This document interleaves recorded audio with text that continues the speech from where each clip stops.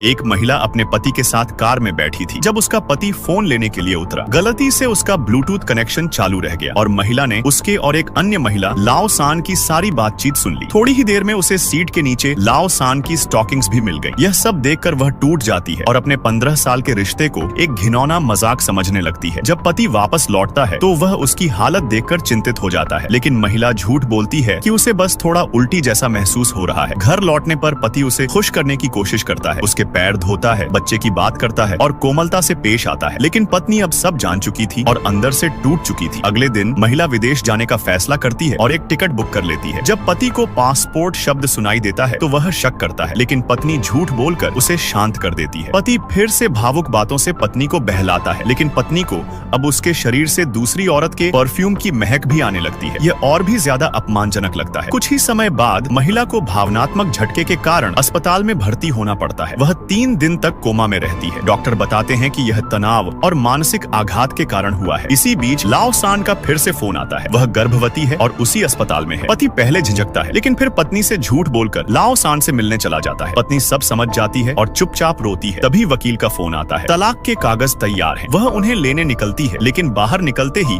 एक भयानक दृश्य देखती है जो स्पष्ट नहीं बताया गया, लेकिन यह कुछ अपमानजनक था। इसके बाद कई बार दिखाया जाता है कि महिला यह सुनकर, यानी उसे एक के बाद एक झटके लगते हैं, शायद धोखे से जुड़ी और भी बातें सामने आती हैं। फिर लाओ सान और उसका पति आपस में बात करते हैं। वह उसे शांत कर रहा है क्योंकि वह प्रेग्नेंट है। माफी के तौर पर उसे बैग खरीद कर देने की बात करता है, लेकिन वह कहती है कि वह पैसे की भूखी नहीं है। औरत शायद उसके साथ फिर से शारीरिक संबंध चाहती है। इस बीच पति घर लौटता है और पत्नी को सब कुछ साफ साफ बता देता है कि वह जानता है पत्नी और लिनजियान शायद कोई और आदमी के बारे में। वह तलाक की बात करता है, माफी मांगता है, लेकिन पत्नी का नंबर अब बंद हो चुका होता है। पति टूट चुका है, रो रहा है। बैंक से पता चलता है कि पत्नी का अकाउंट भी बंद हो गया है। वह कहता है, मैं तलाक नहीं मानता, लेकिन तुम्हें ढूंढ निकालूंगा। फिर उसे एक गिफ्ट मिलता है। वह खोलना चाहता है, लेकिन बताया जाता है कि इसे 1 हफ्ते बाद खोल सकते हैं। वह पूछता है, उसने मुझे ये क्या दिया? और जवाब मिलता है, ये हमारी शादी की अंगूठी है, लेकिन अब वह अंगूठी किसी और को दे दी गई है। कहानी वहीं खत्म होती है।